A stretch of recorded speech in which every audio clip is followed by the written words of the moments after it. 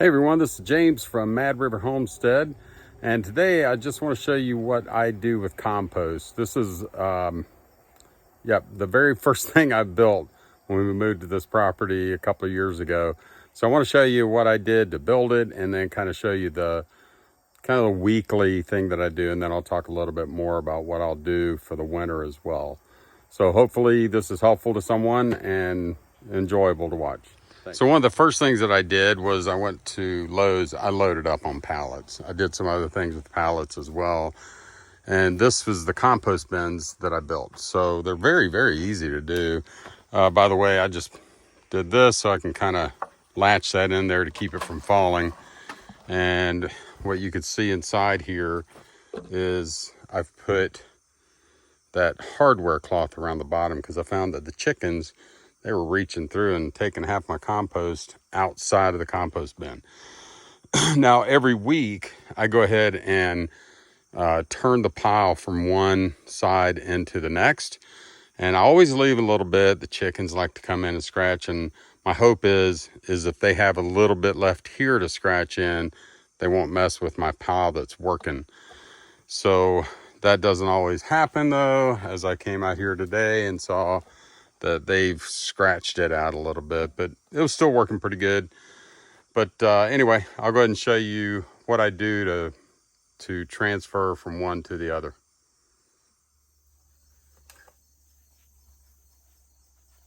What are you doing over there, Smudge?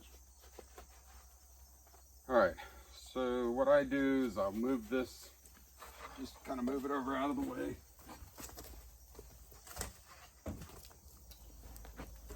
Same with this one.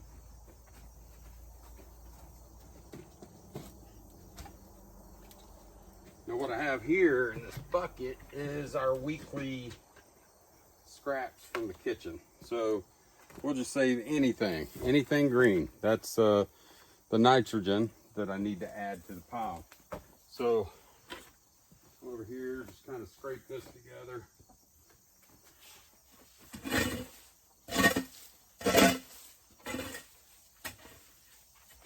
Kind of get it piled up in a little bit more of the base.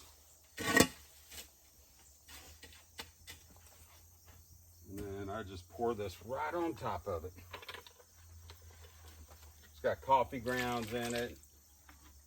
One thing I did was went to my local gas station where they have those coffee machines. And in the winter especially, I go down there and they let me put a 5-gallon bucket over behind in the coffee area, and they dump all their coffee grounds into it. Coffee is a really good nitrogen. It's actually green. A lot of people are surprised about that. But you have your greens and browns, and I found it's not, I mean, it's scientific, but it's really not, you know, a hard and fast percentage for each one. I found if you have about half and half, you're usually pretty good. And even, you know, like with this, I'm just adding more nitrogen, so that part of the pile is going to be working. And once I clean out the chicken coops, I'll have a really nice balance then. But I'll just take this, start dumping it over.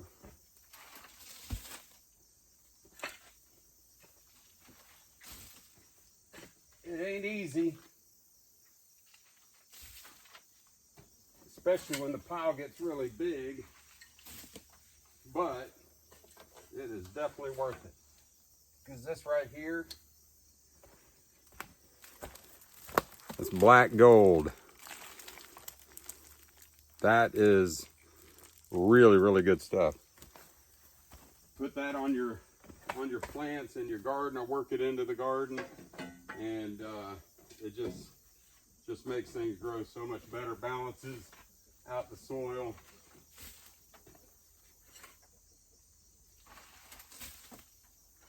And you'll see, like I just did this last week, and I can't even, it really amazes me, I can't even identify any of the kitchen scraps that I put in here last week.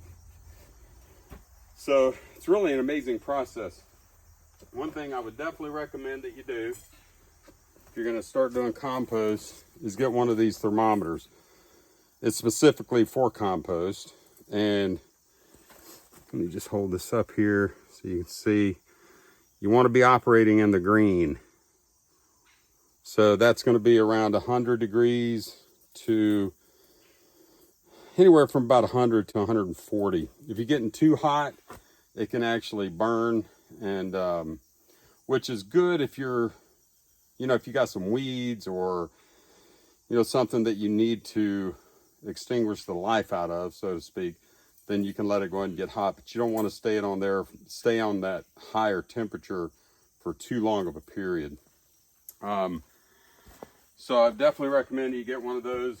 You just jam it right down in the middle of the pile, and it's amazing. I've done compost for several years now, and last year I was amazed.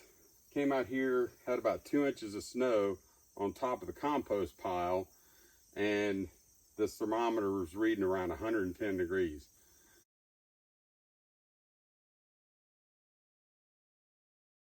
So it's pretty amazing process. But when it's all said and done, you'll have some great stuff to put on your garden. And I told you I'll have more stuff when the winter gets here. If you can find neighbors, I'm blessed to have tons of trees, so I never run out of carbon. That's your browns. And so I have plenty of that. I do run them through a chipper shredder just so they're smaller and they'll break down easier. But, if you have neighbors that put out pumpkins, things like that, you just take those, just chop them up and start working them into your compost. I'll do a different video on my chicken coop and the deep litter method that I use, but I clean it out 2 times a year. So come in October, about middle of October, I'll go ahead and clean out the chicken coop, and I'll throw all that chicken litter into and start making a new compost along with some leaves, as well as any pumpkins and things like that that people might be getting rid of. So those kind of things can really give a big boost to your composting. Again, that coffee, if you have a local speedway or whatever you have near you that can give you their leftover coffee grounds, I'm telling you, that's a really good nitrogen to add to your compost as well. So I'm going to go ahead and finish this up, and thank you for watching the video. Hope it was a little helpful.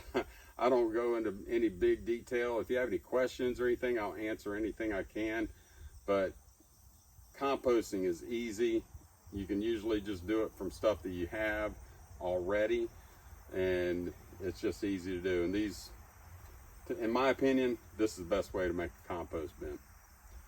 So thank you for watching. I'm gonna finish this up here. I do have to move this.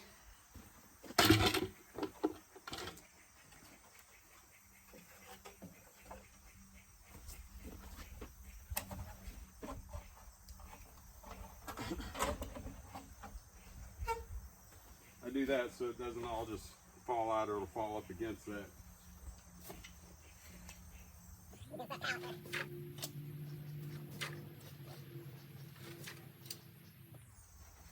I mentioned one other thing. That is this tarp. So you don't have to put a tarp on it. You do want the compost pile to be kind of moist. I've heard people say if you squeeze it, it should feel like a wet sponge, like a damp sponge. A few drops of water even coming out of is not a big deal. But I do want the chicken poop in the compost. However, when I have it piled up, I don't want them going in and just kind of spreading it all out, especially when the pile isn't quite as high as I want it. I usually like to have it at least 2.5 to 3 feet tall. That seems to be the best for getting it cooked good. So I put a tarp on top of the one that I'm working. Kind of discourages them from getting into it and scratching around too much.